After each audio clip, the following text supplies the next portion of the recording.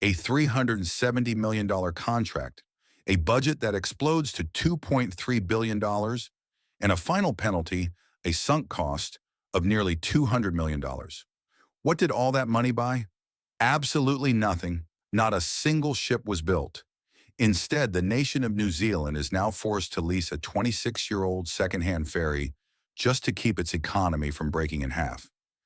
This is the story of a catastrophic failure. But the company that failed wasn't some unknown entity.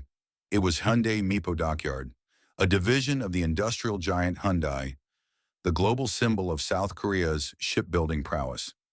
This brings us to the real mystery. How does a world leader, a titan of industry, get something so wrong? How do they miscalculate a budget so badly that it triples? And how do they fail to even start construction? This wasn't an accident. This wasn't just bad luck. This was a symptom. It's a symptom of a deep systemic sickness hiding inside South Korea's celebrated industrial machine. Today, we are not just reporting the news.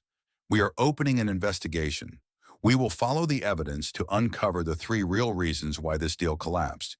And the truth reveals a fatal weakness that has brought an empire to its knees. The urgent context. To understand this investigation, you first need to understand the stakes. New Zealand is a country of two islands, the north and the south. Connecting them is the Cook Strait. This is not a calm channel of water. It is one of the most violent and unpredictable maritime passages in the world. Why don't they just build a bridge? It's impossible. The strait plunges into canyons over 3,000 meters deep. It's located on the Pacific Ring of Fire, absorbing over 20,000 earthquakes a year. And the currents, where the Tasman Sea collides with the Pacific, are famously brutal. The ferry isn't a luxury, it is the only lifeline. And that lifeline is rotting away. The current fleet, run by Kiwi Rail, has an average age of 31 years. These ships are not just old. They are dangerous. This isn't speculation. This is a fact. In January 2023, the ferry Kaitaki, carrying 850 passengers, lost all engine power in high seas. The ship was dead in the water, drifting uncontrollably towards the rocky coastline. A mayday was declared. Passengers were told to brace for impact. It was only by sheer luck that the anchors held, avoiding a national-scale disaster. This was the context. New Zealand didn't just want new ferries. They desperately needed them, as a matter of life and death. And in their desperation, they turned to the company they believed was the most reliable in the world, Hyundai of South Korea. The evidence of failure, the crime scene. In 2020, the IRX project was born. New Zealand signed the $370 million contract with Hyundai Mipo Dockyard. South Korea was, at the time, a shipbuilding legend, a trusted industrial partner. The deal seemed perfect. But this is where the evidence of failure begins to pile up. First, let's look at the what before we get to the why. Evidence A, the budget catastrophe. The New Zealand government had approved a total budget of $800 million. This was meant to pay for both the new ships and the necessary upgrades to the ports in Wellington and Picton. But a problem emerged almost immediately. The designs submitted by Hyundai were, quote, significantly larger than what was agreed upon. This wasn't a small oversight. It was a deal-breaking miscalculation. The new larger ships would not fit the existing ports. The project was no longer a simple upgrade. It would require a large-scale expansion of all port infrastructure. And the new price tag? The total project cost ballooned from $800 million to $2.3 billion, nearly 3 times the approved budget. This is the kind of error that bankrupts projects. It's an astronomical failure of basic scoping and design. But it gets worse. Evidence B, the ghost project. This wasn't just a budget problem, it was a progress problem. New Zealand had already paid $44 million in good faith installments. The ships were supposed to start delivery in 2024, yet by late 2023, when the project was finally canceled, Hyundai Mipo still could not provide one simple thing: a clear date for when construction would even begin. The project was a ghost. It was at a standstill. New Zealand was pouring money into a black hole, and not a single piece of steel had been cut. Their aging ferries were still breaking down, and their new multi-billion-dollar solution didn't even exist. The verdict and the cost. The government had no choice. They canceled the contract. But the final bill for this incompetence was staggering. On top of the $44 million already paid, New Zealand had to pay an additional $144 million in settlement fees. The grand total for this failed partnership, nearly $200 million. $200 million for 0 ships. This is incompetence on a colossal scale. The evidence is clear, a $2.3 billion budget error in a project that never started. But why? Why did one of the world's most advanced companies fail so badly? This is where our investigation begins. The investigation, why South Korea failed. The failure of Hyundai Mipo was not an accident. It was the predictable eruption of 3 systemic crises that the South Korean shipbuilding industry has been hiding for years. Investigative lead to number 1, the truth about the $2.3 billion, the scoping failure. The original transcript claims South Korea lacked the capability to build custom ships. Our fact check reveals this is wrong.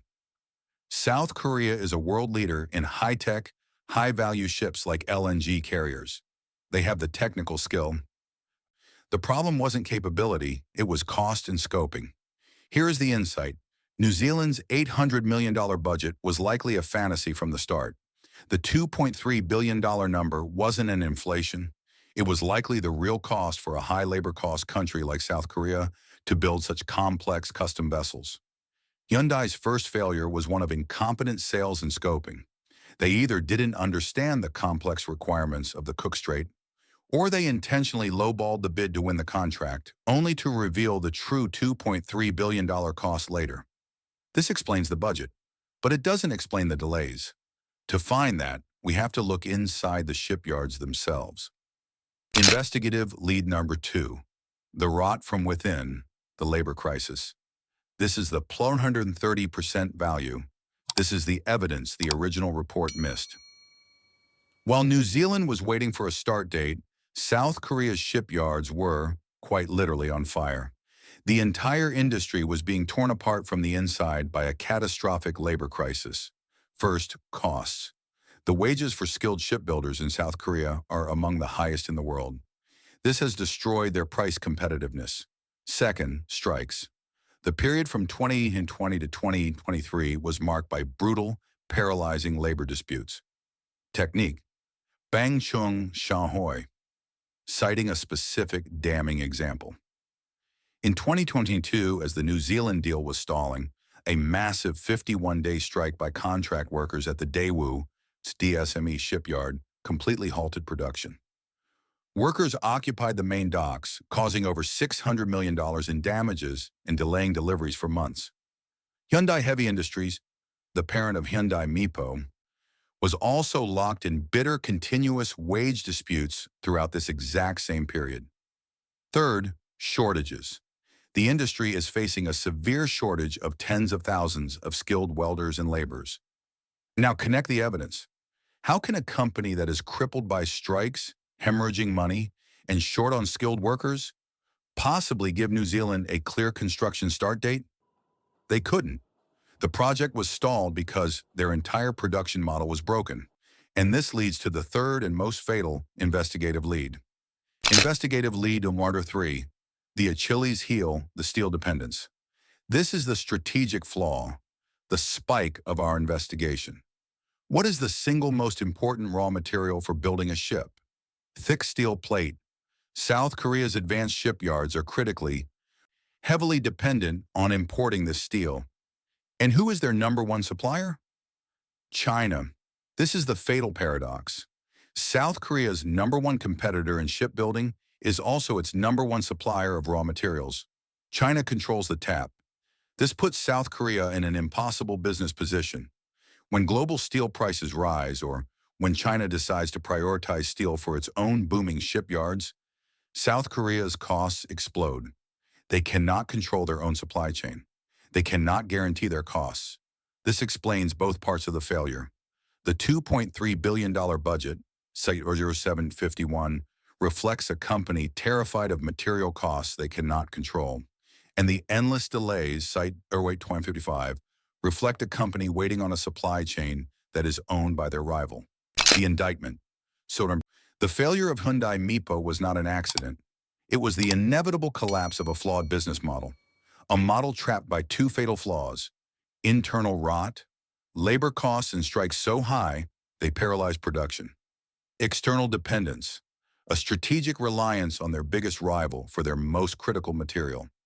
New Zealand didn't just pick a bad contractor. They bought into a failing system. So what happens when one giant fails? Another one rises. The original transcript claimed New Zealand transferred the order to China. This is the final pathetic chapter of the story. After losing $200 million, New Zealand did not make the logical choice. They panicked. They fell into such a state of chaos that, as of 2025, they have been forced to lease a 26-year-old ferry from Spain, the Stena Allegra, built in 1998, as an emergency measure. They paid $200 million to end up with a ship that is even older than the ones they are trying to replace. This is the true cost of South Korea's failure. And the irony is, the real solution is right there, ready to build: China. Why is China the clear winner, even if New Zealand is too paralyzed to choose them? Because China's model solves all three of South Korea's failures. This isn't theory. The market has already delivered its verdict. While South Korea was failing New Zealand, China was signing historic deals. Qatar Energy, a longtime Korean client, just signed a $6 billion deal with China for 18 of the world's most advanced LNG carriers. Global giants like Maersk of Denmark are now building their most advanced green methanol ships in China, Site 1346. The market has spoken. China is the new reliable partner. Site 0951. New Zealand learned a $200 million lesson. In heavy industry, a secure supply chain and a stable workforce are worth more than a legacy reputation. In the end, this $2.3 billion fiasco serves as an autopsy report. It exposes the fatal flaws of South Korea's industrial model. It's a giant that became too rigid to build custom projects, too expensive from internal labor rot, and strategically crippled by its dependence on a rival for steel. And that fatal dependence on Chinese steel, it doesn't just kill shipbuilding deals. It's a crisis that is now threatening South Korea's entire national economy. And that is an investigation we will be opening in our next video. But this leaves us with the final question of this investigation. In your analysis, what was the fatal mistake South Korea made? Was it the internal rot, the labor strikes that paralyzed their shipyards? Or was it the external strategic blunder, becoming dependent on their number one competitor for their most critical raw material? Let me know your analysis in the comments below. If you found this investigation valuable, like this video, subscribe, and press the notification bell so you don't miss our next report. Thank you for watching.